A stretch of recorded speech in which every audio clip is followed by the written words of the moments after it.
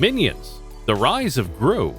It would be fair to say that nobody predicted the Minions franchise would end up being so popular. After so many years of seeing them wreak mayhem in the world of Despicable Me, we're finally getting to see their origin story, along with that of their favorite villain, Villainous Gru. From unused concept art to trends that led to the banning of teens from entering theaters, here's everything you might have missed about Minions: The Rise of Gru. How did Steve Carell come up with the voice of Gru? In an interview with BuzzFeed, actor Steve Carell admitted that finding the voice of Gru was a trial and error process. Ultimately, he let his kids be the judge. I gathered them and acted out the various voices for them, he spoke on the show. He ended up picking the one that made them laugh. Who would have thought that Gru's voice could have had such a heartwarming story behind it? There was an Office-themed trailer for the movie. Anyone who knows Steve Carell knows his work as Michael from The Office. In one of the trailers for the movie, Gru and the Minions take over the Scranton branch of Dunder Mifflin and recreate The Office's opening. There are all sorts of homages to the original series, with recreations of popular scenes like Kevin's famous chili accident, Jim's Jell-O prank on Dwight, and Angela throwing her cat through the roof to save it from the office fire. Svengeance was initially going to transform into a wild boar and had a completely different name. One of the unused concepts arts for the movie features a very different transformation for Svengeance, a wild boar with skates. He has yellow fur lining his back along with huge mammoth-like tusks. There are spikes all over his shoulder pads and the wheels of his skating shoes. Another noticeable change is the name. The concept art suggests that his character was simply going to be named Magnus, which is also a Swedish name. Clearly, Illumination went for something a bit flashier. What was Steve Carell's response the first time he saw the Minions? In an interview with Seth Meyers, where Steve Carell was very candid about the first time he was introduced to Minions, the actor admitted that he wasn't big on the idea. He explained the idea that the Minions were cylindrical yellow objects who didn't speak English didn't sound very smart to him. Good luck with that, he said, until he saw the finished product in the theater. He admits that it turned out to be a stroke of genius. Teens wearing suits were banned from watching the movie. When Minions: The Rise of Gru came out, it was the subject of many memes and tomfoolery on the internet. The hashtag #GentleMinions trend featured teens turning up to watch the movie in complete formal attire.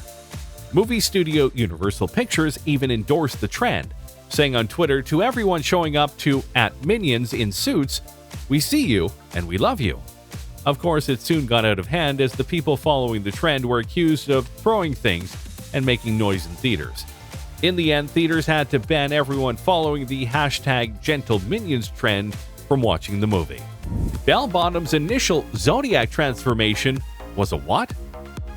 Bell Bottom, the second person to take the helm of the Vicious Six, was initially going to have a very different Zodiac transformation. In the movie, we see her as an intimidating dragon, but in now unused concept art, it has come to light that her initial transformation was going to be a tiger. The tiger has the same color palette as that of Belle's dragon transformation, and is adorned with pink fur at various parts of its body. Although the dragon transformation is much cooler, this alternate version isn't half bad. The Vicious Six were inspired by Spider-Man. If you think you've found the name of the most prominent organization in the world, Despicable Me, familiar, you're not alone. In fact, many fans were quick to point out that the Vicious Six seem inspired by Spider-Man's Sinister Six. Many of the Spider-Man villains also find their design roots in animals such as Rhino, Scorpion, and Dr. Octopus. Just like them, the Vicious Six have their Zodiac transformations in which they transform into entirely different, utterly menacing animal alter egos. Jean-Claude's monkey transformation had a very different color at first. Among all the Zodiac transformations, Jean-Claude's is arguably the coolest. He transforms into an orangutan monkey with a giant red crab-like arm. Initially, he was going to be completely white along with a peach belly, but this palette for the design didn't make the final cut. The Minions' kung fu suits were inspired by Kill Bill. In one of the film's subplots, the Minions end up meeting a kung fu master in Chinatown who teaches them the way of the fist. In one of the training montages, the Minions rock suits very similar to that of the bride from Quentin Tarantino's Kill Bill. This was no doubt an homage to the timeless action movie. We figure someone at Illumination is quite the big fan. Minions Assemble.